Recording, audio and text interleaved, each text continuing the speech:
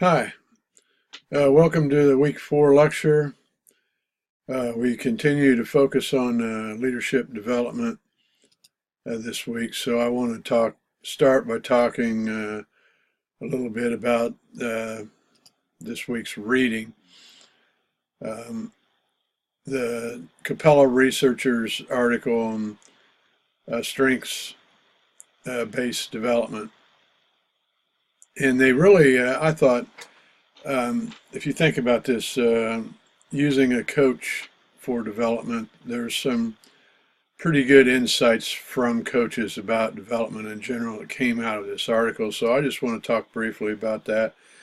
The first theme they came up with was strengths development is intrinsically motivating and energizing.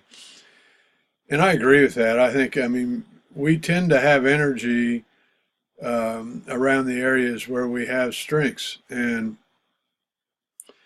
I mean, that's how they became strengths to start with, that we tend to pay attention to those areas because we have a high area of interest. And so a good part of development is if you focus on strengths, and it doesn't mean that we only focus on strengths, but focusing on strengths provides that intrinsic motivation and energy that's needed to focus on other areas as well.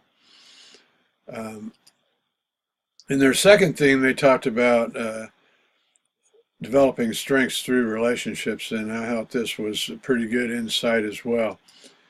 That if you focus on others who are not like you, they're different, so they're going to have different strengths, and notice what energizes them. And so building and maintaining relationships means you're going to learn and develop in areas where you need to strengthen your skills. A third theme, and this kind of builds on this first one, but a strengths-based approach to development does not ignore other needs or blind spots. In other words, it's not just, hey, let's go out and continue to develop in the areas where we already have a strength, but including strengths-based development, including focus on strengths, creates that energy that we need to focus on the blind spots. So what's important is to have a developmental plan that has both strengths and blind spots included in that plan. The fourth one was pretty interesting, that a coach's attitude towards their own development influenced the leader's attitude on development. So if you think about this, we can track this both ways. There's development on ourselves, but there's also development can be an area of interest for many of us where we're helping other leaders to develop through coaching or training or whatever. And so it's important that they understand your attitude towards development, and that when you select someone to help you, that you select someone and understand what is their attitude towards their own development. So that's an important consideration. It was a good article, I thought. So if you haven't already, I encourage you to go ahead and read that. You know, also I have a friend who does executive coaching, and I think he does almost all of it remotely. He uses Skype a lot. You know, there's other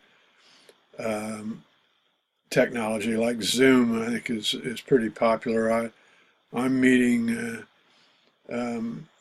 with others in a developmental project right now on a GoToMeeting. But in an article by Black, he stated that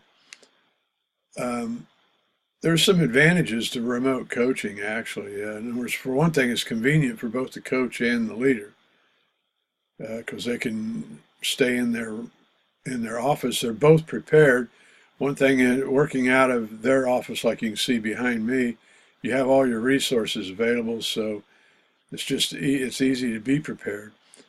And you can establish ongoing contact through social media, texting or email or whatever. So it's easy to stay in contact. And not only that, it expands the options for selecting a coach. And so, so remote coaching really does offer some advantages actually. And as far as that goes, it could be more cost effective for the same reason, because of the convenience. Also, Richard Boyatzis at Case Western Reserve really makes some good points regarding coaching and leadership change. And this, I mean, it sounds so simple, but he's absolutely right on point when he says, adults learn what they want to learn. I just think that's so true. Because you can't coach someone and force them to learn something they don't want to learn. They have to want to learn it to start with.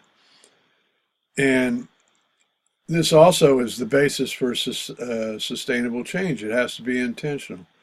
If they intend to learn something, that becomes sustainable change. And then Boyatzis uses the word attractors, but he says you need to focus on positive attractors and not negative. And that supports Welch et al.'s theme that strengths need to be included as part of the development plan. In other words, that makes sense. So I think Boyatzis really made some good points about intentional change.